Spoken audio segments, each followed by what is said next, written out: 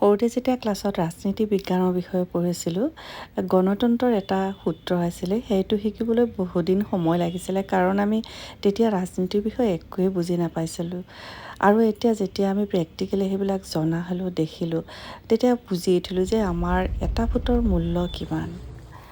বেটাই এবাৰ first time vote দিছে আৰু সি এক্সাইটেড, লগতে তাৰ লগে লগে ময়ো এক্সাইটেড। ফাৰ্ষ্ট টাইম ভোট দিছে বেটাই, ভাল লাগিছে? বাবা প্ৰথম ভোট দিছে এইবাৰ, কেনে লাগিছে বেটা? একো এক্সাইটমেণ্ট টাইপ হৈছিল দেখা দিয়া আৰু মোৰ এইটো দেখা দিয়া দুয়োটাৰে। ৰাজ্যখনৰ নাগৰিক হিচাপে প্ৰথমে ৰাজ্যখনত বিচাৰিম সুখ সমৃদ্ধি, শান্তি আৰু উন্নতি। লগতে বিচাৰিম অনাগত দিনত যাতে বয় বস্তুবিলাকৰ দামবিলাক অকণমান হ্ৰাস হয়। এগৰাকী গৃহিণী হিচাপে সেইটোৱে কামনা কৰিম, বস্তুবিলাকৰ দাম অকণমান হ্ৰাস হ'ব লাগে, কাৰণ আকাশলম্বী হৈছে সকলো বস্তুৰে জুই চাই দাম। চব্জিয়ে ক'ব নে তেলে ক'ব নে ঔষধ পাতিয়ে ক'ব, সকলোতে জুই চাই দাম।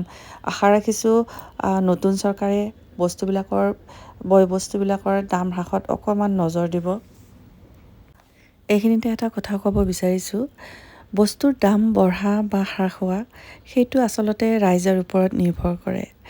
ৰাইজে যেতিয়া নখ জোকাৰে তেতিয়া নৈ বয় বুলি কয়, নহয়নে বাৰু? কথাষাৰ এইকাৰণেই কৈছোঁ। চাওকচোন, যেতিয়া বস্তুৰ দাম বাঢ়ে তেতিয়া বাৰু আমি নোখোৱাকৈ আছোঁ জানো?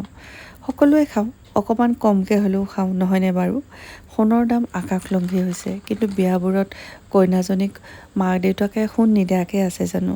কিবাকৈ হ'লেও যোগাৰ কৰি দিছে। কথাটো হ'ল, যদি কিবা এটা বস্তুৰ দাম বাঢ়ে, তেতিয়া যদি আমি গোটেই ৰাইজে মিলি আমি যদি সেই বস্তুটো নিকিনা হওঁ, তেতিয়াহ'লে সেই বস্তুটোৰ দাম বাঢ়িব পাৰিব জানো? নোৱাৰে। কিন্তু আমি ওলোটা কি কৰোঁ, অধিক দামত হ'লেও সেই বস্তুটো আমি কেতিয়াও নিকিনাকৈ নাথাকোঁ।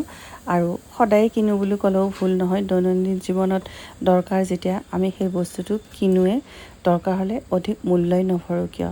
আৰু তাতেই কি হয়, দুষ্ট চক্ৰৰ কামিয়াব হৈ যায় তেওঁৰ চালটো চলোৱাত, আৰু আমি সাধাৰণ নাগৰিকে কি কৰোঁ, চাই ৰওঁ। বস্তুৰ যেতিয়া দাম বৃদ্ধি হয়, মূল্য বৃদ্ধি হয়, আৰু এই মূল্য বৃদ্ধি প্ৰতিৰোধ কৰিবলৈ আমাক লাগে জনগণৰ সজাগতা আৰু জনগণৰ জাগৰণ। তাৰ অবিহনে এই মূল্য বৃদ্ধি ৰোধ কেতিয়াও সম্ভৱ নহয়। সহজ ভাষাত ক'বলৈ গ'লে, যেতিয়াই আলু বা বিলাহীৰ দাম বাঢ়ে, এই বস্তুবিধ আমি নিকিনি তাক খাবলৈ বাদ দিব লাগিব। আৰু যদি আমি নোৱাৰোঁ, তেতিয়াহ'লে দুষ্ট চক্ৰই এইটো তাৰ ফাইদা লৈয়ে থাকিব, আৰু আমি যিমান দাম বাঢ়ে সিমান দিয়েই গৈ থাকিম, আৰু এনেকৈ চলি যাই থাকিব। আমি বোজা কঢ়িয়াই লৈ যাব লাগিব, বোজাটো হ'ল মূল্য বৃদ্ধিৰ বোজা। আমি চব কথাতে চৰকাৰক যে দোষাৰোপ কৰোঁ, আচলতে আমি হ'লোঁ আটাইতকৈ বেছি দোষী। আমি ঘৰৰ পৰাই আৰম্ভ কৰিব লাগিব আমাৰ জনজাগৰণ আৰু সজাগতা। অকল চৰকাৰৰ দোষাৰোপ কৰি থাকিলে কি হ'ব, বস্তুৰ দাম বাঢ়িছে, আৰে দাম বাঢ়িছে যদি নিকিনাকৈ থাকিলেই হয়, কেইদিনমান নোখোৱাকৈ থাকিলেই হয়। কিন্তু আমি জানো নোখোৱাকৈ থাকিব পাৰিম? আমি জানো নিকিনাকৈ থাকিব পাৰিম? কাৰণ আমাৰ সংসাৰ আছে, পৰিয়াল আছে, আমি খাবই লাগিব, কিনিবই লাগিব। তো আমি এনেকৈ চলি যাওঁ দুষ্ট চক্ৰৰ চালত বন্দী হৈ। আমি অসমৰ খিলঞ্জীয়া ভূমিপুত্ৰ, আমি অসমৰ সদায় শান্তি বিচাৰোঁ, সুখ সমৃদ্ধি বিচাৰোঁ, উন্নতি বিচাৰোঁ।